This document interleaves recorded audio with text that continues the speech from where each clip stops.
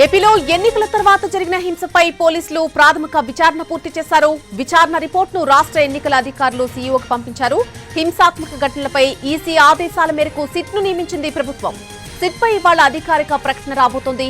ADG స్థాయి అధికారి ఆధ్వర్యంలో సిట్ నియామకం జరగనుంది. ఇప్పటికే హింసాత్మక ఘటనలపై ప్రాథమిక స్థాయిలో విచారణ మొదలుపెట్టినట్టుగా సమాచారం. రేపటిలోగా పల్నాడు, తాడిపత్రి, తిరుపతిలో జరిగిన ప్రతి ఘటనపైన ఈసీకి రిపోర్ట్ ఇవ్వనుంది సిట్ నివేదిక ఆధారంగా తదుపరి చర్యలు తీసుకోబోతోంది ఈసీ. హింసాత్మక ఘటనలకు కారణమైన కొందరు కీలక నేతల అరెస్టులు కూడా చేసే అవకాశం కనిపిస్తోంది. విధుల్లో నిర్లక్ష్యంగా ఉన్నటువంటి కొందరు అభ్యర్థులకు దగ్గరగా ఉన్నటువంటి పోలీస్ అధికారులపై కూడా తీవ్ర చర్యలు తీసుకునే అవకాశం కనిపిస్తోంది. ఇక ఈసీ ఆదేశాల మేరకు అల్లర్లు జరిగిన నియోజకవర్గాల్లో ఎమ్మెల్యే అభ్యర్థులను పోలీసులు గృహ నిర్బంధం చేశారు. అటు అభ్యర్థుల ఇళ్ల దగ్గర సాయుధ పోలీస్ పికెట్లు ఏర్పాటు చేశారు. ఇక ప్రస్తుతం ఉన్న బలగాలకు అదనంగా 25 కంపెనీల కేంద్ర సాయుధ బలగాలను కూడా మోహరించారు. ఇప్పటికే ఏపీకి 20 కంపెనీల పారామిలిటరీ బలగాలు చేరుకున్నాయి. కౌంటింగ్, స్ట్రాంగ్ రూమ్ల దగ్గర 3 అంచెల భద్రతను కల్పిస్తున్నారు. ఎన్నికల తర్వాత జరిగిన హింసాత్మక ఘటనల నేపథ్యంలో స్ట్రాంగ్ రూమ్ల దగ్గర భద్రతను 2 అంచెల నుంచి 3 అంచెలకు పెంచారు. ఇక స్ట్రాంగ్ రూమ్లు, కౌంటింగ్ ఏర్పాట్ల పర్యవేక్షణ నిమిత్తం క్షేత్రస్థాయి పర్యటనలకు వెళ్తున్నారు ఏపీ సీఈఓ.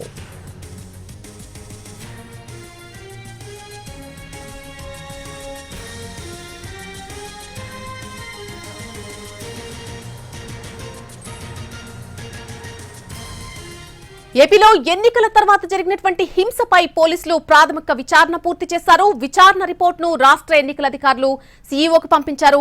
హింసాత్మక ఘటనలపై ఈసీ ఆదేశాల మేరకు సిట్ను నియమించింది ప్రభుత్వం.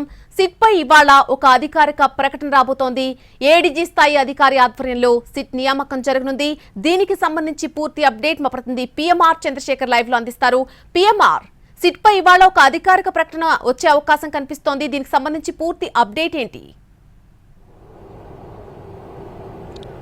దీనికి సంబంధించి అయితే ఇవాళ రాత్రిలోగా సిట్టి ఏర్పాటుకు సంబంధించి అధికారిక ప్రకటన అయితే ఇవ్వాల్సిన పరిస్థితి ఉంది. అధికారిక ప్రకటన జారీ చేసే అవకాశం కనిపిస్తుంది. అయితే ఇప్పటికే మనకు అందుతున్న సమాచారం మేరకు అనధికారికంగా ఏడీజీ స్థాయి అనధికారికంగా వస్తున్న సమాచారం మేరకు అయితే సిట్ అనేది ఏర్పడింది. ఏడీజీ స్థాయి అధికారి నేతృత్వంలో ఈ సిట్ని ఏర్పాటు చేసినట్టుగా తెలుస్తుంది. దర్యాప్తు ఆల్రెడీ కొనసాగించినట్టుగా తెలుస్తుంది. ఇక మరొక వైపు ఈ దర్యాప్తు ఈ విధంగా సిట్ స్పెషల్ ఇన్వెస్టిగేషన్ టీం ఈ విధమైన దర్యాప్తు ఒకటి కొనసాగిస్తుంది. మరొక వైపు తన వైపు నుంచి కూడా, అంటే ఏపీ సీఈఓ ముఖేష్ కుమార్ మీనా కూడా తన వైపు నుంచి కూడా ఒక నివేదికను సీఈఓ కార్యాలయానికి సిఈసి కేంద్ర ఎన్నికల సంఘానికి పంపించినట్టుగా తెలుస్తుంది పోస్ట్ పోల్ వయలెన్స్ కు సంబంధించి. సో ఇక్కడ ప్రధానంగా చూసుకుంటా ఉంటే పోస్ట్ పోల్ వయలెన్స్ ఎక్కడెక్కడ జరిగిందన్న అంశానికి సంబంధించి చాలా స్టబన్ గా అటు ఒకవైపు ఈసీ, మరొక వైపు రాష్ట్ర ప్రభుత్వం కూడా వ్యవహరించే సూచనలు చాలా స్పష్టంగా కనిపిస్తున్నాయి. సో ఈ క్రమంలో ఈసీ ఒక నివేదిక ఇప్పటికే పంపినట్లుగా మనకి సీఈఓ కార్యాలయం నుంచి వస్తున్న సమాచారం మేరకు తెలుస్తుంది. సో మరొక వైపు సిట్ అనేది ఇప్పటికే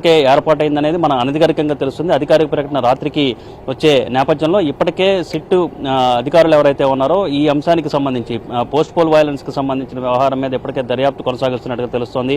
సో రేపటిలోగా ఈ హింసాత్మక ఘటనలు ఎక్కడైతే జరిగాయో మాచర్ల కావచ్చు, అలాగే తిరుపతి, చంద్రగిరి, సో ఇటువంటి ప్రాంతాల్లో, నర్సరావుపేట, గురజాల ఇటువంటి ప్రాంతాల్లో ఎక్కడైతే హింసాత్మక ఘటనలు చోటు చేసుకున్నాయో అంశానికి సంబంధించి ప్రతి ఇన్సిడెంట్ మీద కూడా ఖచ్చితంగా పూర్తి స్థాయి నివేదికను ఇచ్చే దిశగా సిట్ దర్యాప్తు చేస్తున్నట్టుగా తెలుస్తోంది. రేపు సిట్ అధికారులు, సిట్ బృందం ఫీల్డ్ వెరిఫికేషన్ కి ఫీల్డ్కి వెళ్లి క్షేత్రస్థాయిలో పర్యటించి మరింత సమాచారాన్ని రాబట్టే దిశగా కూడా ఆ దిశగా కూడా దర్యాప్తు చేసే అవకాశం ఉన్నట్లుగా మనకు అందుతున్న సమాచారం మేరకు తెలుస్తుంది. రేపు సాయంత్రంలోగా, రేపు రాత్రిలోగా సిట్ నివేదిక ఈసీకి చేరాల్సి ఉన్న సమయంలో చేరాల్సి ఉన్నందున సో చాలా త్వరితగతిగానే దర్యాప్తును పూర్తి చేసే అవకాశాలు చాలా స్పష్టంగా కనిపిస్తున్నాయి. సో ఈ క్రమంలో ఈ ఎవరైతే కీలక నేతలు, కొంతమంది కీలక నేతలు ఈ హింసాత్మక ఘటనలకు కారణమైన వారు ఎవరైతే ఉన్నారని నివేదికలో ఎవరి పేర్లు అయితే ఉంటాయో వాళ్లలో కొంతమంది కీలక నేతలను అరెస్ట్ చేసే అవకాశం కూడా లేకపోలేదన్న చర్చ అయితే పోలీసు వర్గాల్లోనూ ఇటు పరిపాలనా వర్గాల్లో పెద్ద ఎత్తున జరుగుతున్న నేపథ్యంలో సో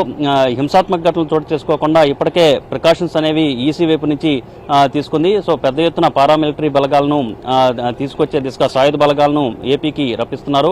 25 పారామిలిటరీ బలగాలు కౌంటింగ్ పూర్తయిన తర్వాత కూడా 15 రోజుల పాటు ఏపీలోనే ఉండాలని ఇప్పటికీ ఈసీ ఆదేశాలు జారీ చేసిన నేపథ్యంలో ఇప్పటికే 20 పారామిలిటరీ బలగాలు ఏపీకి వచ్చేసినట్లుగా మనకు సీఈఓ కార్యాలయం నుంచి వస్తున్న సమాచారం మనకు తెలుస్తుంది. మరొక వైపు చూస్తూ ఉంటే స్ట్రాంగ్ రూముల వద్ద, అలాగే కౌంటింగ్ సెంటర్ల వద్ద కూడా భారీ ఎత్తున భద్రతను పెంచే దిశగా సీఈఓ కార్యాలయం చర్యలు తీసుకుంది. ఇప్పటికే పోస్ట్ పోల్ వయలెన్స్ వైలెన్స్ అనేది చాలా ఎక్కువగా జరుగుతున్న నేపథ్యంలో కౌంటింగ్ తర్వాత కూడా మరింత హింసాత్మక ఘటనలు చోటు చేసుకునే అవకాశం లేకపోలేదు అనే యాంటిసిపేషన్తో అటు కౌంటింగ్ సెంటర్లోనూ మరొక వైపు స్ట్రాంగ్ రూముల వద్ద కూడా భారీ ఎత్తున భద్రతాపరమైన చర్యలు తీసుకున్నారు. 3 అంచెల భద్రతను అటు రెండింటికి 3 అంచెల భద్రతను ఏర్పాటు చేసినట్టుగా తెలుస్తుంది. సహజంగా స్ట్రాంగ్ రూములకి 2 అంచెల భద్రత ఉంటుంది. కానీ ఏపీలో నెలకొన్న ప్రత్యేక పరిణామాల దృష్ట్యా హింసాత్మక ఘటనలు చాలా ఎక్కువగా జరుగుతున్న దృష్ట్యా 3 అంచెల భద్రతను స్ట్రాంగ్ రూముల వద్ద కూడా ఏర్పాటు చేయాలని నిర్ణయం తీసుకున్నట్లుగా సీఈఓ కొద్దిసేపు క్రితం తెలిపారు. అట్ ద సేమ్ టైం ఎన్నికలకు అంటే క్షేత్రస్థాయిలో స్ట్రాంగ్ రూముల్లో పరిస్థితి ఏ విధంగా ఉంది, అలాగే కౌంటింగ్ సెంటర్లో ఏర్పాట్లు ఏ విధంగా జరుగుతున్నాయన్న అంశానికి సంబంధించి కూడా సీఈఓ ఎంకే మీనా క్షేత్రస్థాయి పర్యటనలకు వెళ్లబోతున్నారు. Nalini. Right Bheema, thanks for the live update. రేపట్లోగా పల్నాడు, తాడిపత్రి, తిరుపతిలో జరిగినటువంటి ప్రతి ఘటన పైన కూడా ఈసీకి ఒక రిపోర్ట్ ఇవ్వబోతోంది. సిట్ నివేదిక ఆధారంగానే తదుపరి చర్యలు తీసుకోబోతోంది ఈసీ.